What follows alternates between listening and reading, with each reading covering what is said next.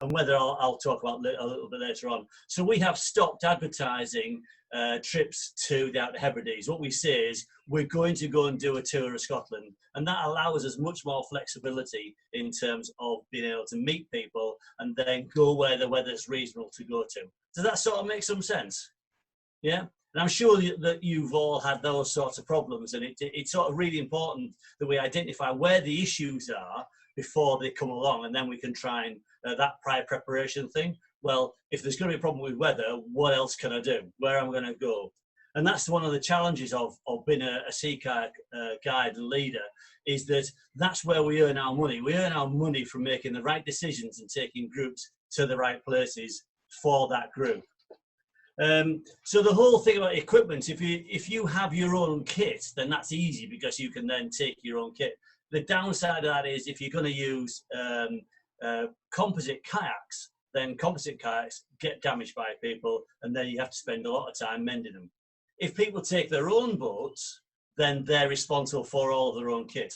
And I suppose the issue with that is then, is if they turn up with something that is totally, utterly unsuitable, what do you do? And sort of and then the follow on from that is training and what is it your clients expect. So we had a trip to Skye a couple of years ago, and we knew one of the clients, and that client was bringing somebody else with her. Well, and they vouched for this person. And so we got to Skye, and the plan had been to do a run a Rastay. Anyway, the weather was rubbish, and we decided to do day trips from the Sligachen. Makes sense. So we took the first day, and we went down to the distillery on Skye, the Talisker distillery, and had a paddle from there. When we got there, we got all the boats off and onto the beach, and this client said, "What are those?" And we went, "What do you mean, what are those?" And then she said, "Well, I've never paddled anything like that before." "Well, what have you paddled?" "Well, the ones I had didn't have any sides on them. We just sat in them." It was like, "Really?" And then she tried to say to Lisa, my wife, that she hadn't had the information, that she didn't understand what the trip was.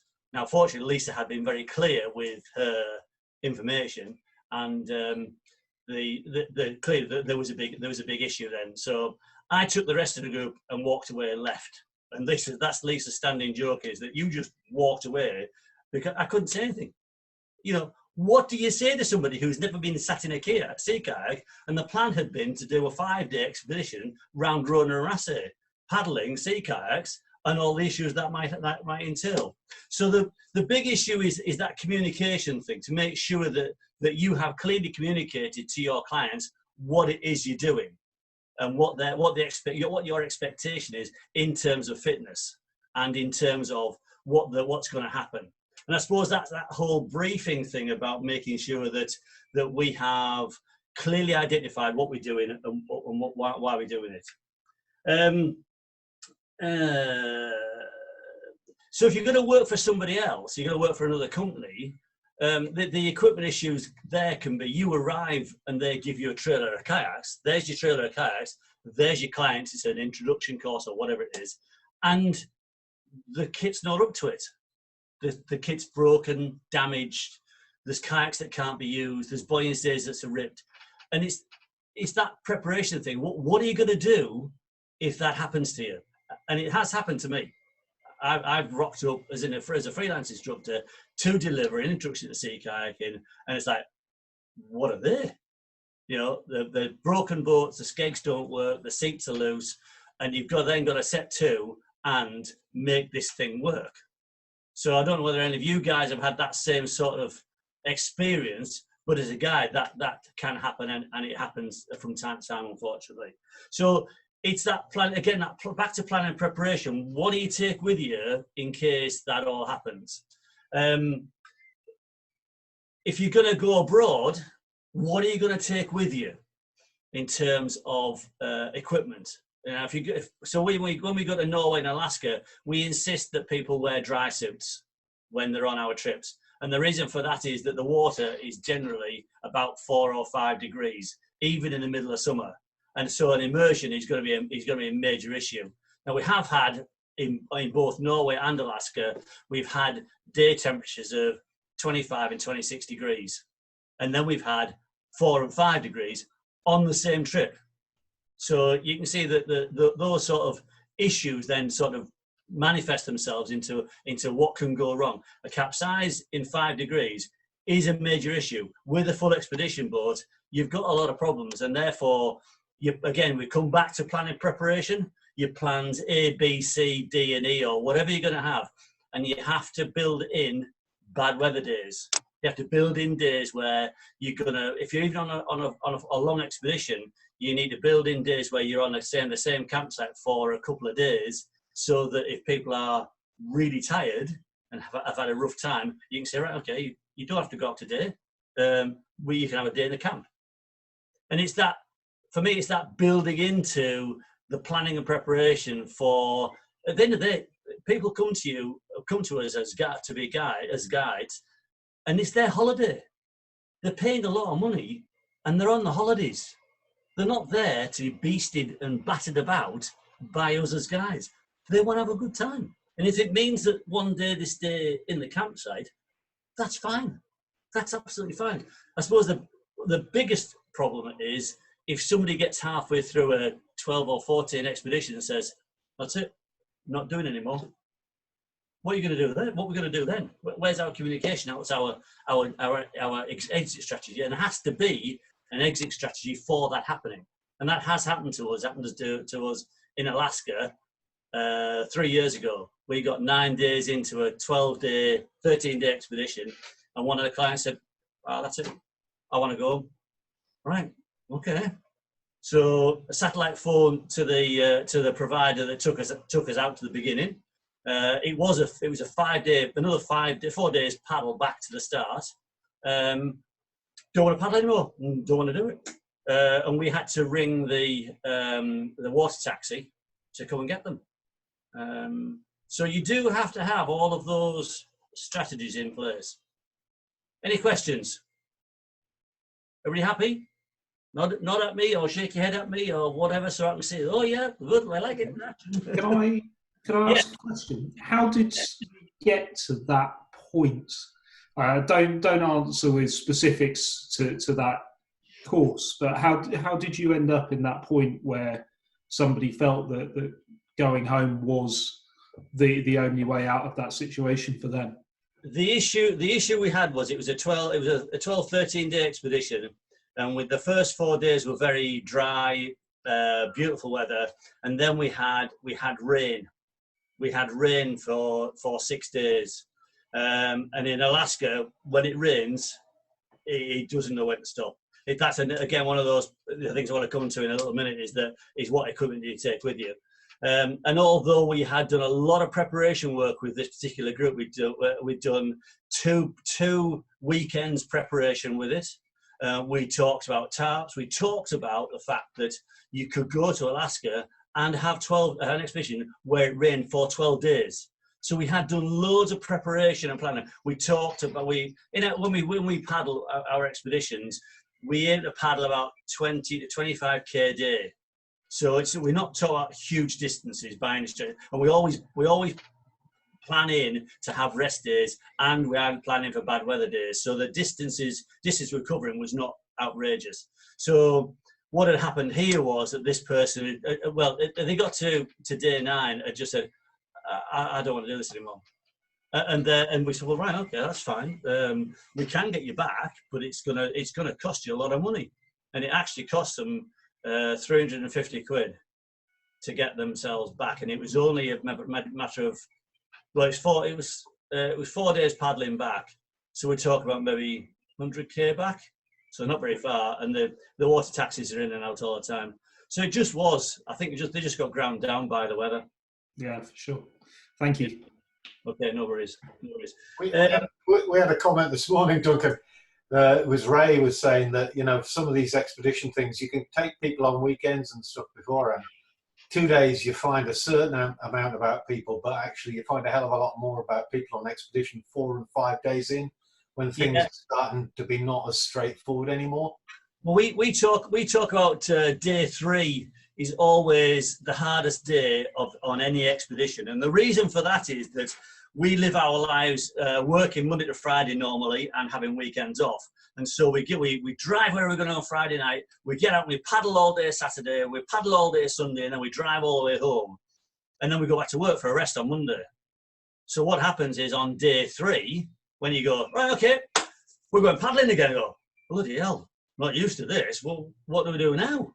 And so day 3, we always do a fairly easy day 3, because once you get over that hump on day 3, generally speaking, folk get into a routine, and then it becomes that's how it is. So you have your breakfast, you get up, we pack the boats, we go for a paddle, we stop for coffee, we then paddle a bit further, we stop for lunch, we paddle a bit further, we stop for afternoon tea and biscuits, then we paddle a bit further, and we get to campsite sort of 5 o'clock. So the whole day then becomes a routine, and that routine is really important to get into on a long trip as quickly as possible, and to talk about that's what the routine will be, and to stick to it wherever possible. And that then helps people to fit into an expedition mentality. And there is an expedition mentality without any doubt. You know, people will last for 4 or 5 days often, but when you talk about a 2-week plus expedition, and you've got the days before getting there and the days after to get home, you know, often a 12 or 13 day expedition is going to be a 15 or 16 day trip with a lot of things to sort out. So yeah, it's a really good point.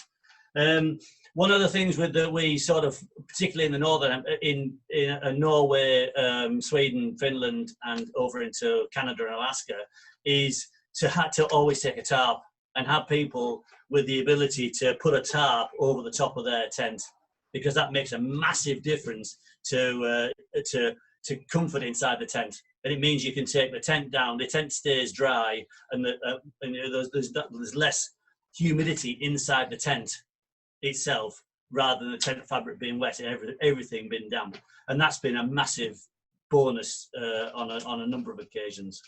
And having, particularly in Alaska, where there are bear issues, having big tarps to put up so everybody can eat under them is absolutely essential, totally essential. And the same although we don't have bears in Norway, we always put a communal cooking area up and encourage people to come in and cook.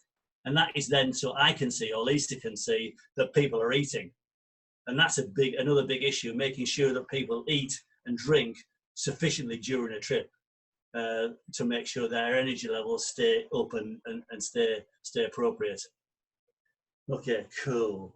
So just in terms of, is everybody happy so far? Yeah, okay, cool. So just in terms of Europe, clearly there are a number of providers in Europe and outfitters in Europe who will supply kayaks to us. You know, we do a lot in northern Norway, so we use a couple of different providers up there. Sometimes the hire boats are being battered about a bit, and that's that classic thing. You get a hire boat and it's a battered about, and the paddles are not so grand, and the buoyancy aids are like, oh, really? I don't know whether I want to be capsizing with that. And then so that then leads you into what you're going to get your clients to take with them. Now we sort of advise that they take their buoyancy aid with them, their paddle with them, and obviously their own dry suit with them, and they're clear the camping and the tents and stoves and things, which can add weight to it. But if you book your additional weight before you go, you can get your extra baggage allowance quite easily. It's and it's not particularly expensive. If you rock up with an extra bag, then you're looking at paying a lot of money to get your extra bag on the flight, and sometimes they just refuse to do it.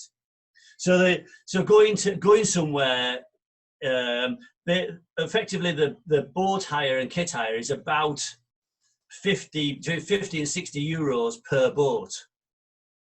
Now it doesn't take very long on a 6 or 8 day trip before you're spending a lot of money on hiring boats.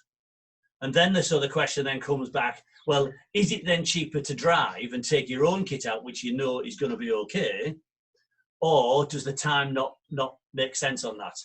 Now when we go to northern Norway, we reckon that if we have fewer than 4 clients, and then Lisa and I together, then it's more effective to fly out and hire the boats. If we have more than 4 clients, financially and for client comfort, it's better to drive out and take our own boats out.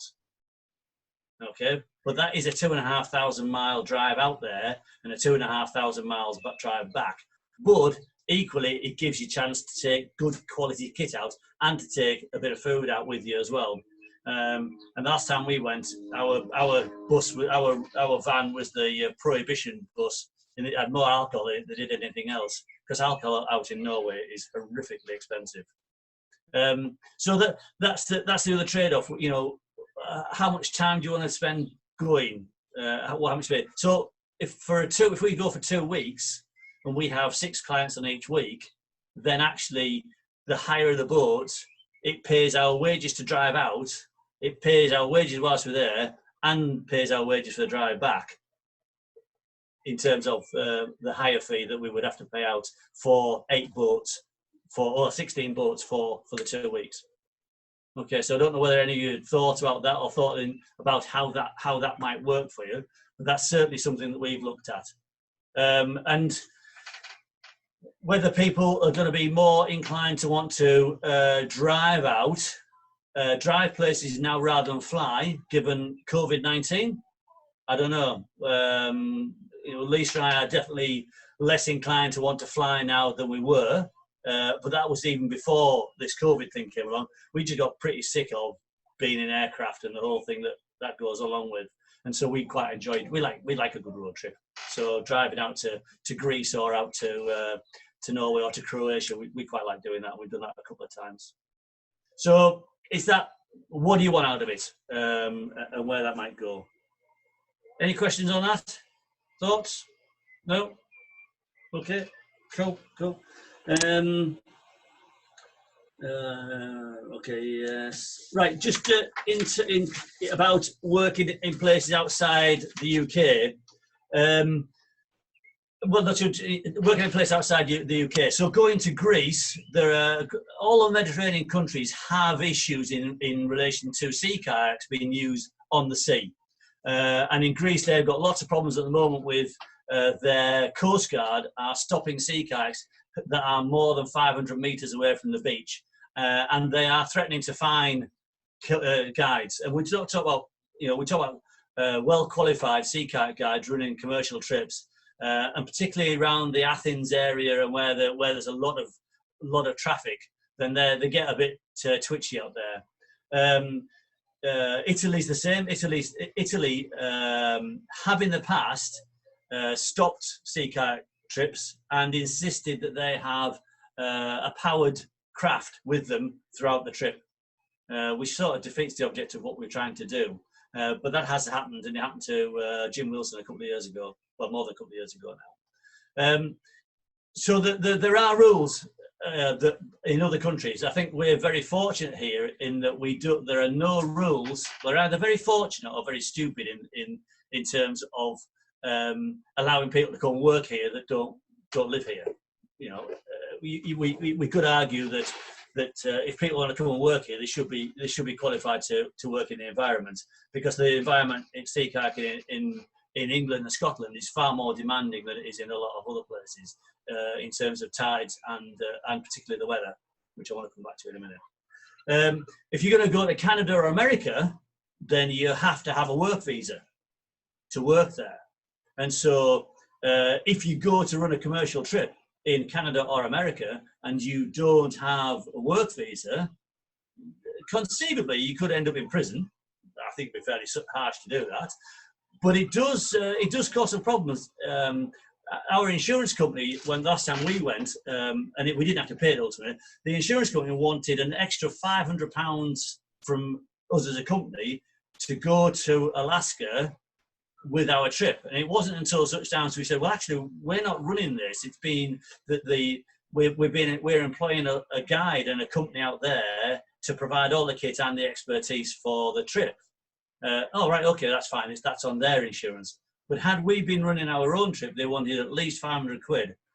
The issue then is that if you haven't got that and you haven't paid extra money, then are you insured? And particularly if there was an issue, then the problem with the Coast Guard in America is that well, hang on a minute, you shouldn't be working here. This is, if you go out on a private trip, that's fine, but you're working. And there have been a couple of incidents recently with sea kayak guides who've been traveling to the States fairly regularly to work on symposiums, and they've been stopped at immigration and turned around and sent home recently, which was a bit of a shock for some people. So there is an issue. You need to find out what the local rules are, or the national rules are, in terms of working as a commercial guide in that area. So yeah, fortunately we didn't get caught. Duncan, what was the issue with the insurer? Was it just that the liability in the US is so much higher? Yeah.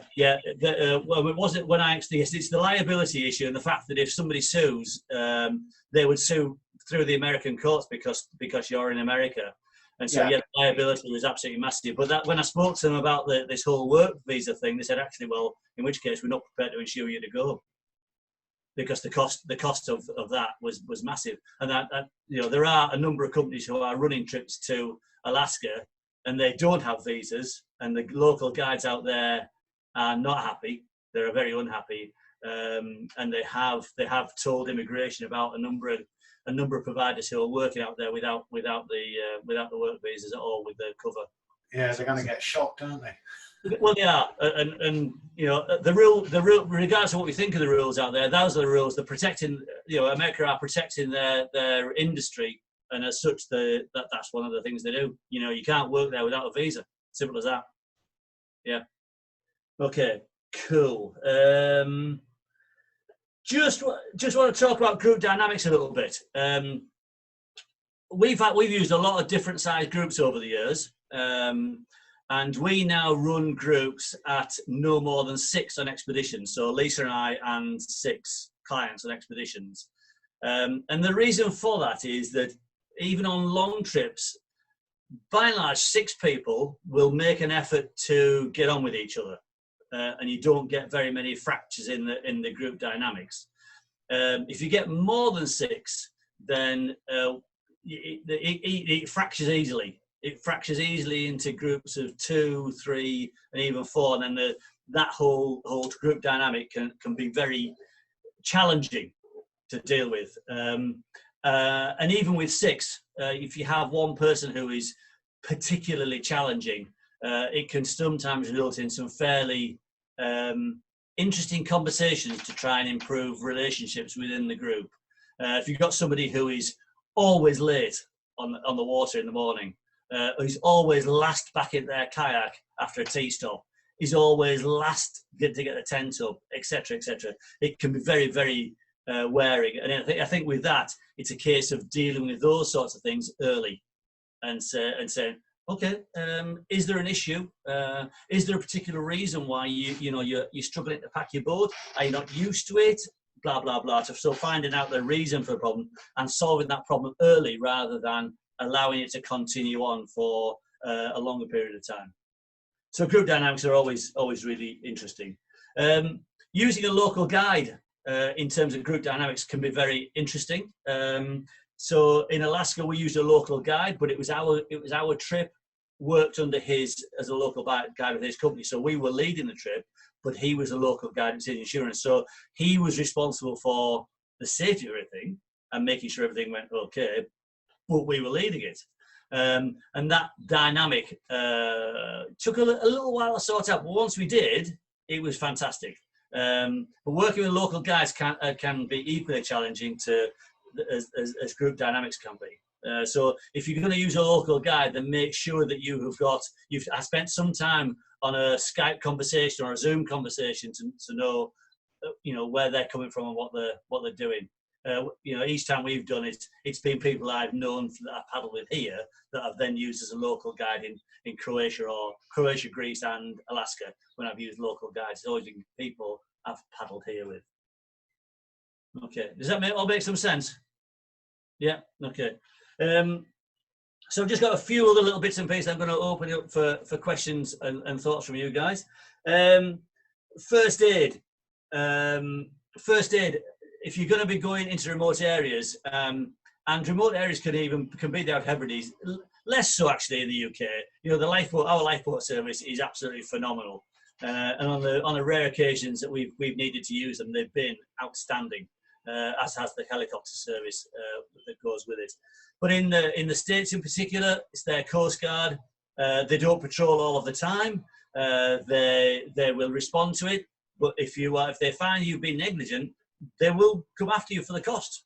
If you remember that there was a cruise ship cruise ship last summer who they had spoken to the summer before and said, this isn't right, Grant. You know, this is the second time you've broken down. The second time I had to do an airlift, blah blah blah, and then they did it again, and they billed them. They billed them the $2 million to go out and deal with it, and had to pay. So it's worth thinking about your first aid. What is your first aid up to? Something going wrong. To stabilise and maintain somebody for 12, 16, 18, 24 hours. So it's definitely worth thinking about what level your first aid is at, and if you're not expedition first aid, then maybe you would want to think about upping your first aid course a little bit. Yeah, so just the other thing with that is have a tame doctor. Have a doctor at home that you can ring and ask something of. And GPs are great for that. If you've got a GP that you know really well, they'll often do that because they're interested in what's going on as well. We've got a trauma surgeon who works in Scotland who we use. He's a client and he's dead keen to be involved. So we're very, very fortunate with that. So lastly, weather. I sort of touched on weather earlier on with the Alaska trip. Norway's the same. We've been to Norway where we've done pretty well in Norway with weather. We've had a couple of very wet, very windy days that we've actually sat in tents and said, you know, this is bonkers. We're not going to paddle into a 4-6. That's where we're going to go. We're going to stay here. Or we've identified that a storm was coming in and we found somewhere to hunker down for the day. And that's been definitely the best way to go with that. So that you make sure that you've got that element, that weather thing built in. The problem in Alaska in particular, or in Canada, is often there's no internet service. So the only way to get weather forecast is to have a sat phone and then ring somebody locally to get a forecast. Okay, cool. I could talk for hours on expedition stuff, but actually you've probably heard enough of me talking, and maybe you guys have got some thoughts about what we've been talking about. And maybe I've repeated some stuff you already heard, or maybe I've repeated. I'm going to speak to you about stuff that you're going to get spoken to by somebody else. I understand that AIM is going to talk to these guys. Dave, is that right? Yes. Sophia from AIM is talking to them next Thursday, I think it is. Right. Okay. Sophia is brilliant. She's really good. She really knows the stuff. Had a number of conversations with her about various issues, and she's great. And she'll give you a lot of information about the insurance side of stuff and her thoughts with that. Cool. Okay. That's about 30 minutes, Dave, which is what you said I had to speak for. Was that right? Yeah, brilliant. Thank you. Is there anybody questions for Duncan? Okay, Steve, do you want to go first? Yes, Duncan, do you always get your clients to provide the food, or do you provide the food? No, we always get clients to provide their own food. We did do a trip where we did the food, and it wasn't a disaster. But by the time you take into a lot of people who have vegans, don't like this, don't like that, don't like the other, we get them to do their own food. So when we go anywhere, we organise to do a shop at somewhere so people get their own food. But then we all eat together. So we make a point of, you got your own food, but we all eat at the same place at the same time. And then it's good crack, fire and a tarp and eating together is good. And you get people sharing food as well. You try this or try that, which is really good. The other thing we always do with big trips is we do a WhatsApp group for that trip, so they can chat amongst themselves about thoughts on food or thoughts on kit or thoughts on tents or traveling, etc., etc. The group, our Norway trip, which is due to go 2 weeks on Saturday, clearly is not going to go. All flights have been cancelled, but that group has all rebooked for next year. And they've all changed their flights. But they've all been talking to each other about flights and food and stuff. Cool. Brilliant. Thanks, Steve. Who's next? That's it. I've done it. Bye. You're not going to let him off that easy, are you? Is that I was either very boring or I've covered all the points that we're interested in? I'll let Yeah, I've got a quick question. Yes, Joe. When you were talking about one guy saying that he wanted to finish and go early, Yeah. having had that happen, do you risk the rest of the group later on going, you know what, I'm tired now, can I go as well? Does that set a precedence? Clearly, Joe, that is always an option for them. I think the issue with that one was that particular individual had just got to the point where they didn't want to do it anymore, and the rest of the group were right up for it. In fact, as we paddled back into Whittier, the group was saying, if we do a quick shop and we change our flights, can we go back out for another fortnight, please? And so, yes, there is always that risk, Joe. There is definitely always that risk. But I think that when it became obvious that this particular individual was going to get the ferry back, I think that was then the opportunity for anybody who wanted to go back. And we were literally only 4 days from the finish. So as it happened, that was the worst day's weather we had. And overnight, it cleared up, and then the sun came out the next morning, and then we just had all this kit spread all over the place, drying on the beach, which was just amazing. There's a couple of really good photographs of that. So yeah, I think that was the time that anybody who wanted to go would have gone. Yeah, we were really surprised that this person did that. Really, really surprised. It took us completely by surprise. Yeah. Okay, brilliant. Craig, I think Craig's got a question, and then Steve F, please. Craig. Yeah, hi, I'm Duncan. Yeah. There's no right way because there's too many connotations for this question, so I'll try and narrow it down. Northern Hemisphere, UK, average sort of say three-day trip. Have you got a go-to piece of leadership equipment? Oh God. Yeah, my tarp. Yeah, the tarp. Yeah. I've got a massive MSR tarp, the biggest one they do, and that's my go-to piece of kit for expeditions. It always goes in the boat, and it just makes such a huge difference to communal living. Yeah, definitely. That would be my go-to piece of kit. Yeah. What do you put it up on, Doug? Do you just put it on paddles, or do you carry poles? No, it comes with poles, Alan. So it comes with a set of 8-foot poles, and it goes straight up with those. And to be fair, when I take it, it lives on my back deck because it's easier to put it in the back deck than it is to stuff it in the boat.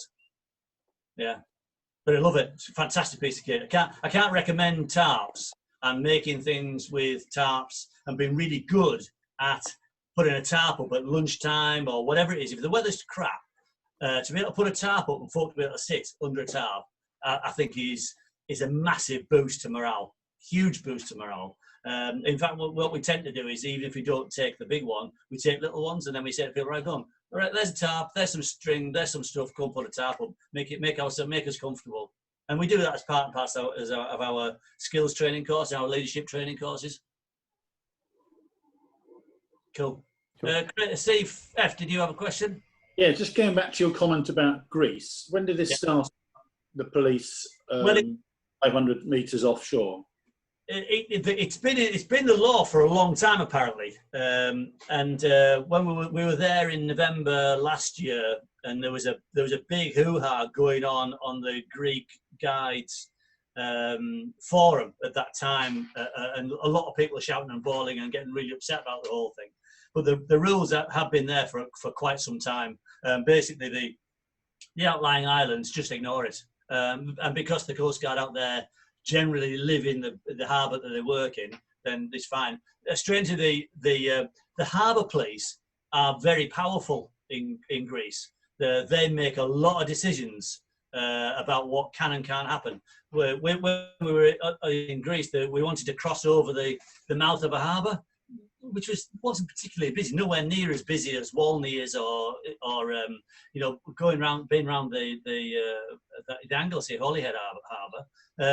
and they just refused. They said, no, you can't. So we had to then bus trolley boats round the harbour. But they're all powerful, and they just make decisions. Okay. Happy. Hi there. Add a tiny little bit into that. I've got some experience. I used to teach sailing out in Greece for 2 summers. Basically, the rules are in Greece that for any boats outside of 500 meters offshore, they technically have to be coded vessels. So even though we were a beach centre where we were just doing dinghy sailing off the beach, every single one of our boats had to be coded by the Greek harbour authorities, that 4 times a year came down with about 50 of them, with machine guns and stuff actually with them at the time to check all the coding on the boats. So they're really not messing around in Greece on their harbour rules. No, France has the same problem. Well, not quite the gun thing, but France has similar sorts of rules about how far off the beach you can go and what you can do. And by and large, people just flout the rules; they just ignore them. But the rules are there, and you can get caught by it if you're unfortunate. Yeah, the centre I was at, we had a boat that got delivered the day before a spot inspection, and they got a €7,500 fine. Yeah, because we had an uncoded vessel on the beach. It literally had been there a day. Yeah. So the rules even around in Europe can be quite strict and quite difficult to understand and from where we're coming from. Cool. Duncan, through the modules, we've been talking quite a bit about profiling our paddlers, which you've given an example of a paddler coming along that's not been profiled and the issues. A lot of your trips you do are intermediate to advanced trips, aren't they? There's not that many beginner trips. What do you do for those advanced trips and bits and pieces? Are you looking for recommendations of people that you trust? You're trying to get them together. How do you manage that? So for Alaska, they were all people that we knew and had paddled with, which is why the person who bombed out took us by surprise, because they were a strong paddler, and they were strong right up to that point, and continue to be a strong paddler. I just didn't want to go anymore.